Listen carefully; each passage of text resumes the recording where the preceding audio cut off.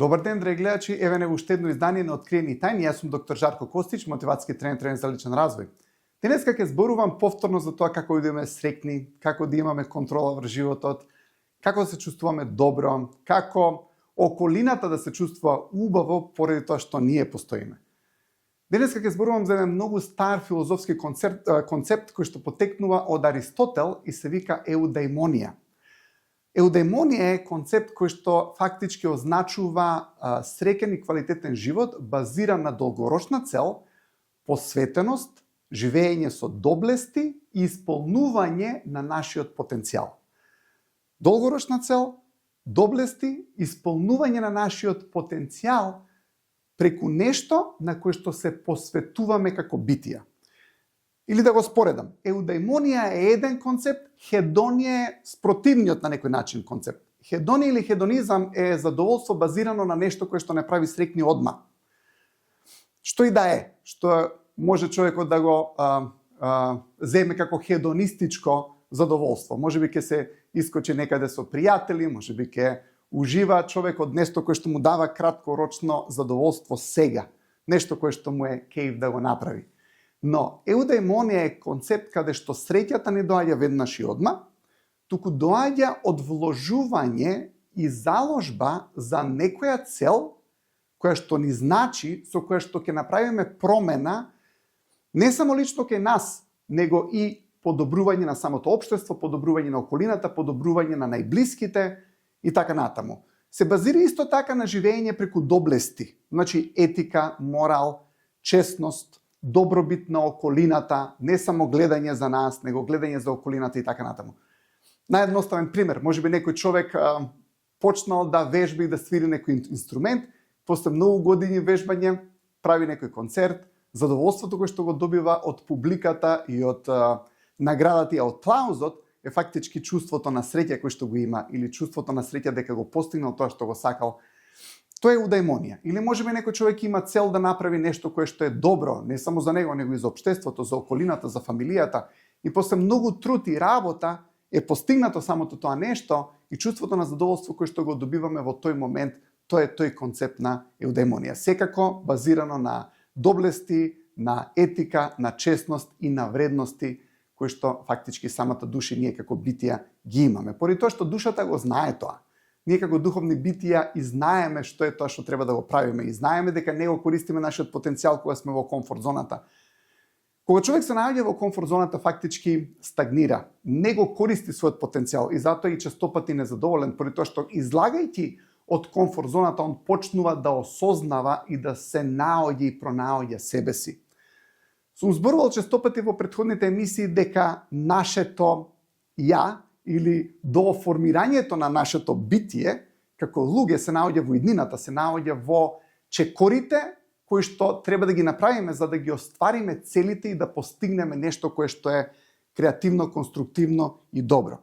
Кога имаме некоја цел која што ја сакаме и која што едноставно ни е важно да ја постигнеме, и е важно да се дадеме себе си во заложба за да се постигне таа цел, тогаш надминувајќи ги сите тие препреки, почнуваме да добиваме самодоверба, почнуваме да добиваме сигурност и на тој начин интегрираме делови од нас кои што се уште ги немаме во комфорт зоната, но за да ги добиеме тие делови од нас, ние мораме да излеземе надвор од комфорт зоната. Замислете, тука е комфорт зоната, сум зборувал за барата, барата се наоѓа веднаш под комфорт зоната, таму се незадоволството, таму е нешто кое што човекот едноставно не менува живот он, поради тоа што ние како битија ние можеме да го смениме нашиот живот ако излеземе надвор од комфорт зоната, но ако човекот во комфорт зоната тој стагнира. Фактички не ни стагнира, оди надоле, поради тоа што во овој универзум ништо нема кое што е стагнантно, или идеме нагоре или идеме надоле. Барата е под комфорт зоната и таму се сите оправданија зашто околината е таа што го спречила човекот, зашто не може. Таму е жалењето, таму е секогаш нешто каде што не може човекот да тргне за да оствари тоа што го сака. Но кога ќе излезе човекот надвор од комфорт зоната, веќе нема изговори, поради тоа што решил, поради тоа што донел одлука. Е сега, кога човекот ќе реши и кога ќе човекот донесе одлука, веднаш мора да направи акција, за да ги смени сопствените мисли.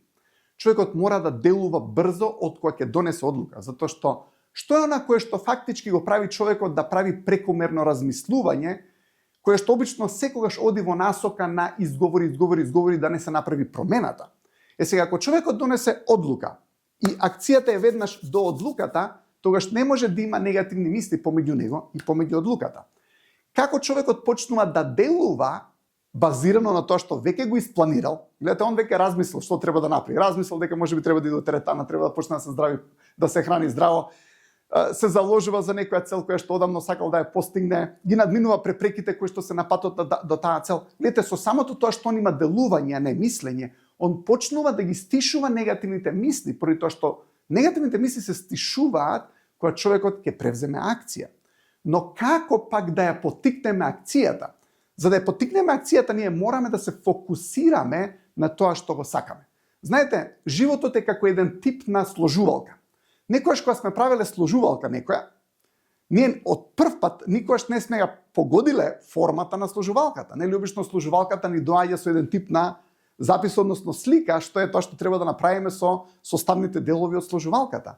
Но ние ако ја немаме визијата, ако ја немаме целта, ако ја немаме имагинацијата, ако ја немаме поставено нашиот идеален живот, што е тоа што сакаме да постигнеме, ние фактички не знаеме кои се деловите на нашата сложувалка.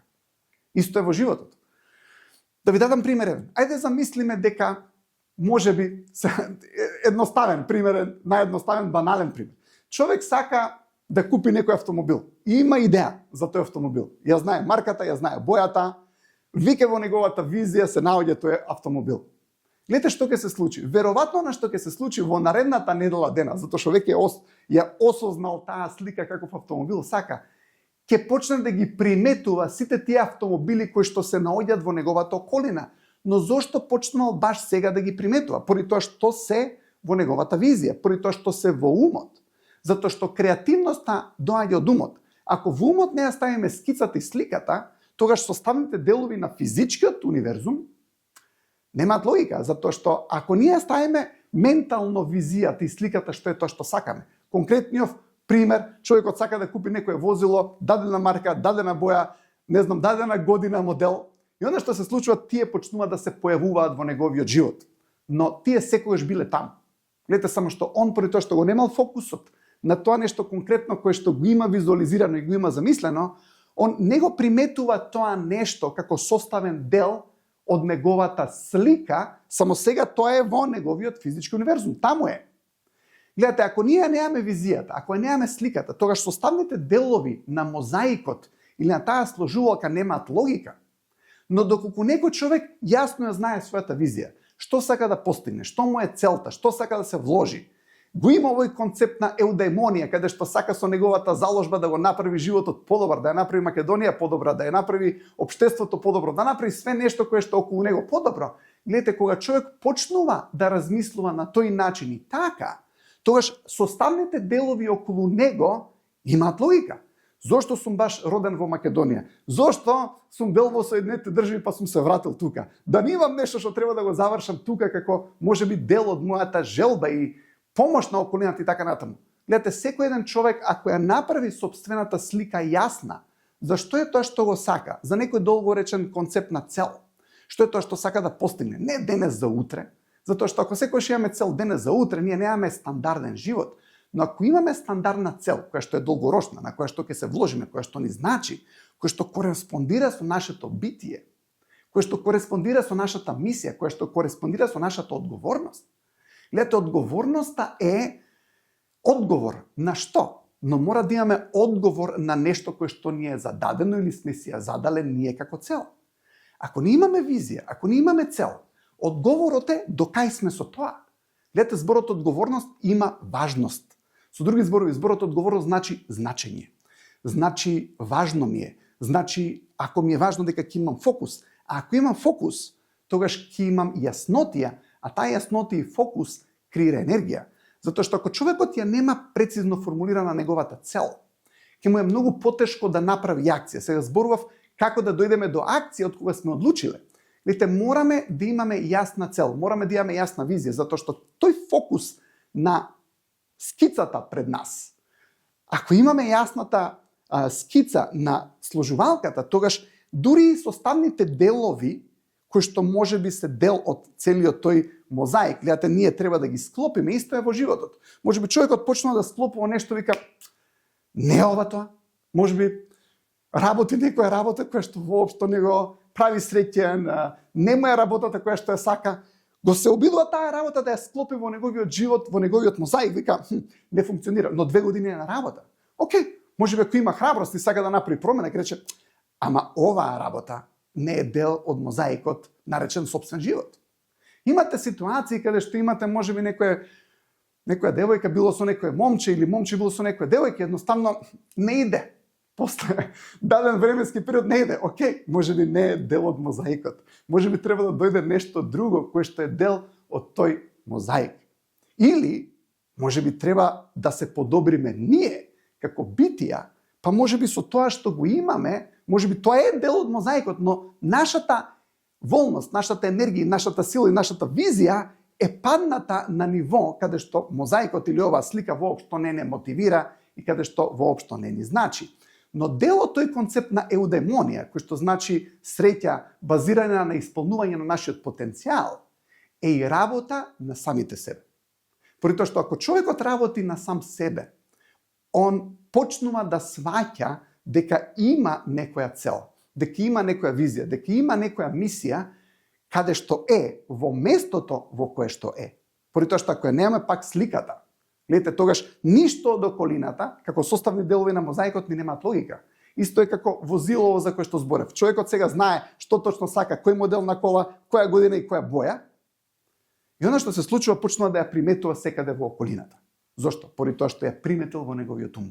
Поради тоа што на аналитично и свесно ниво знае што сака. Мислам дека денеска проблемот е дека многу од луѓето не знаат што точно сака. И гледате, кога човекот го има тој фокус на неговата цел и кога му е важна таа цел, она што се случува, се ствара енергија. Сега, денеска, со сите тие социјални медиуми, она што се случува, ние сме цел ден фокусирани, ама на што сме фокусирани? Дали сме фокусирани на тоа што ни е важно? Или дали сме фокусирани на нешто што не е важно? Затоа што денеска човекот може да биде фокусиран по цел ден и му изгледа како да работи. Зошто? Затоа што е подседнен во интерес, затоа што стварно има интересни работи на сите социјални медиуми. Порано, ако ви текнува, барем јас сум у таа генерација кај што имаше само прва и втора програма. И дури некојаш на прва програма во еден период пушта нешто што се викаше интермецо.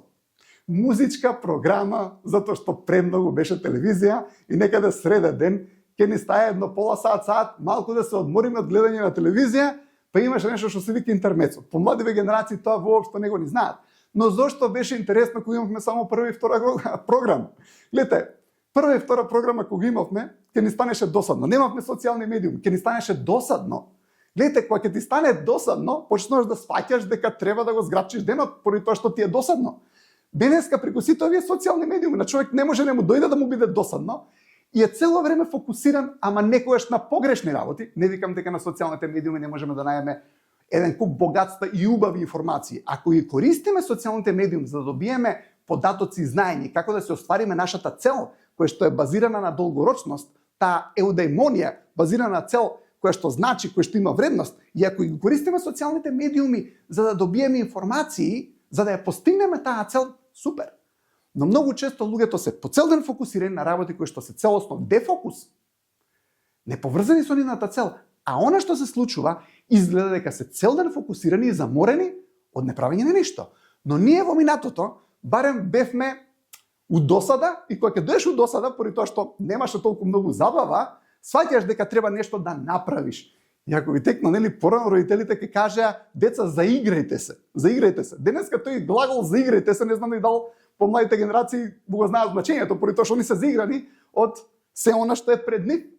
Сега гледате, кога требаше да се заиграме, тоа значи дека требаше да станеме креативни, требаше да станеме конструктивни, требаше да најдеме некоја идеја поврзана со нашиот ум и го користевме нашиот ум. Сега се е во насока на служење за да не мораме да размислуваме. Но тука е и проблемот, затоа што на тој начин го собираме нашиот ум. Нашиот ум не станува веќе креативен, зашто се е собрано од креативноста на некои други работи. Затоа што добиваме информации, добиваме идеи и не ги користиме сопствениот ум за да почнеме да се заиграме во полето наречено живот. Затоа што порано заигрувајќи се, ние користевме таа наша креативна енергија, тие наши ресурси на околината, на пријатели, на деца. Гледате, користевме ресурси затоа што моравме да се зиграме користејќи го умот. Сега човек ќе земе, не знам, телефон или што и да е, и вика е заигран по цел ден, а уствари времето поминува, не му е ни досадно за да се освести дека уствари поминал денот, затоа што е фокусиран. Но поентата ми беше друга. Ако имаме фокус, ќе имаме енергија. Ако имаме енергија, ќе имаме акција. Со други зборови, треба да имаме нешто на кое што ќе се посветиме. И самиот збор да си посветен значи да ти е свето нештото, и ако нештото ти е свето, тебе вади енергија и те мотивира да тргнеш напред. Тоа е тоа кое што е концептот на еудаимонија. Спротивно на тоа имаме хедонија, каде што човекот е насочен на уживање.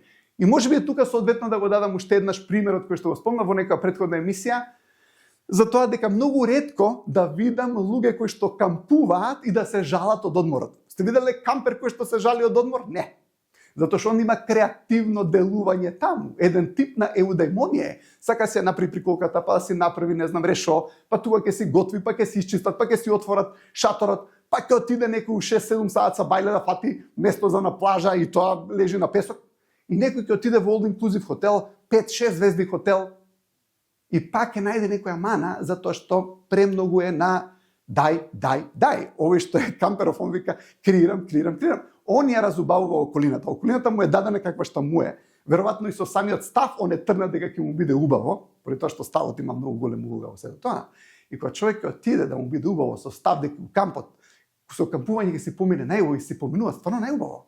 Поради тоа што идат прво со стој став и второ ја креираат околината, не се на чекање нешто да ги направи среќни. Тоа не значи дека човек ако отиде у 5-6 звезди хотел и all inclusive не може да се помине убаво, може, но се зависи од неговата идеја и став што ќе направи таму. Затоа што ако се сведе само на уживање, лежење, јадење и пиење, тогаш да, тоа е еден тип на хедонизам и хедонија и не дека има лошо, повторно да кажам, затоа што човек треба да се одмори, можеби работел претходно цела година и му треба тој тип на одмор секако, но сакам да кажам има луѓе дори кога ќе отидат во такви all inclusive хотели, пак ќе најдат некоја авантура, некој убаво шетање, па не знам, игри некој во вода и така натаму, што и да прават за да ми стане интересно. Со други зборови, ако имаме цел, секојаш ќе имаме креација на енергија.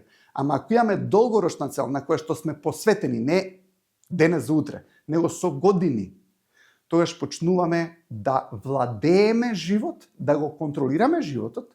Посветени сме на тој еден избор, затоа што знаете во животот има еден куп избори, како што сега и впрочем го кажав. Поради имавме прва и втора програма и некако се снаоѓавме, беше многу убаво. Сега има еден куп програми и човекот е секојаш фокусиран, секојаш ќе најде нешто кое што може да го заинтересира, но она што најмногу би требало да не заинтересира е креативните идеи на нашиот собствен ум. Се додека нашиот ум со неговите креативно-конструктивни идеи не заинтересирува, тогаш стануваме играчи во играта на животот. Во спротивно, ако не го користиме умот за креативна долгорочна цел, тогаш на некој начин почнуваме да стануваме уживатели, почнуваме да стануваме публика, ама не сме веќе играчи. Сега публиката секогаш збори за играчот, поради тоа што играчот има ризик, а што е во овој случај ризик? Долгорочната цел која што човекот можеби или можеби нема да ја постигне. Гледате, он излегол од комфорт зоната, но излагајќи од комфорт зоната, он почна да го користи сопствениот потенцијал. Се додека човек во комфорт зоната, он го држи старото. Гледате, за да фати нешто ново, мора да го пушти човекот старото, да посегне и да фати нешто ново, со други зборови променета ситуација. Но он кога ќе опушти едното и иде да го фати другото, он доаѓа во една состојба на ризик. Но ние имаме даден тип на изреки, боле врапче на дланка отколку голуб на гранка и така натаму. Се со врапчето на дланка никако да отидеме да го фатиме голубот, поради тоа што веќе не веруваме во голубот. Ние почнуваме да веруваме во нешто мало, во нешто дека треба да бидеме задоволни со малку и треба да сме задоволни со малку, но не значи дека не треба да сакаме многу, особено не за себични работи, него да сакаме многу во однос на тоа да го дадеме нашиот потенцијал преди се на околината. А со тоа ќе направиме многу среќа за нас и задоволство за нас, поради тоа што ќе придонесеме околината да биде разубавена. Значи, сакаме по повеќе за да од нашата енергија и нашата душа направиме допринос за подобра и поубава околина во која што спаѓа фамилијата, пријателите, државата, нацијата, планетата, и кога ние таа енергија ќе ја дадеме за таа околина, секако дека ние се чувствуваме убаво. При тоа не значи дека треба да се запоставиме себе си, но ако само човекот мисли за себе си и не ја разубавува околината, има многу лимитирана среќа и многу лимитиран живот. Животот е сеопфатна работа и колку повеќе работи од животот ставиме во нашата идеална замисла и визија за тоа што сакаме да направиме, каква подобра иднина сакаме да направиме, и пак ќе кажам не само за нас, него за сите работи кои што се дел од нашиот живот, колку пообемна слика ставиме и колку појасен план направиме како да ја постигнеме таа визија, и ако го направиме планот јасно, иако викаат човек мора да има план, ама никош не испаѓа според планот, и тоа е точно, но ако па немаме план, никош нема да почнеме. Како ќе почнеме врз база на некој план? Така сваќаме дека овие коцки на сложувалката не се баш тие исправните, ама мораме да тргнеме да ја правиме сложувалката. И сложувалката никош не ја правиме од прв пат. Но она што е проблем е дека луѓето имаат сложувалка, проблемот е дека немаат слика врз база на која што таа сложувалка се базира.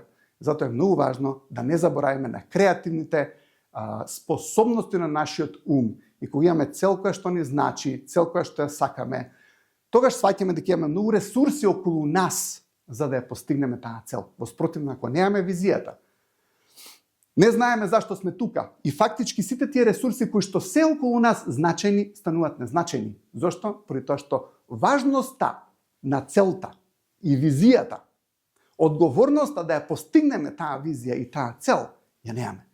Кога имаме одговорност за нашата цел, кога имаме важност и кога имаме визија, тогаш сложувалката станува јасна. Ви посакувам убав викенд, исполнет со јасна визија и убави дела.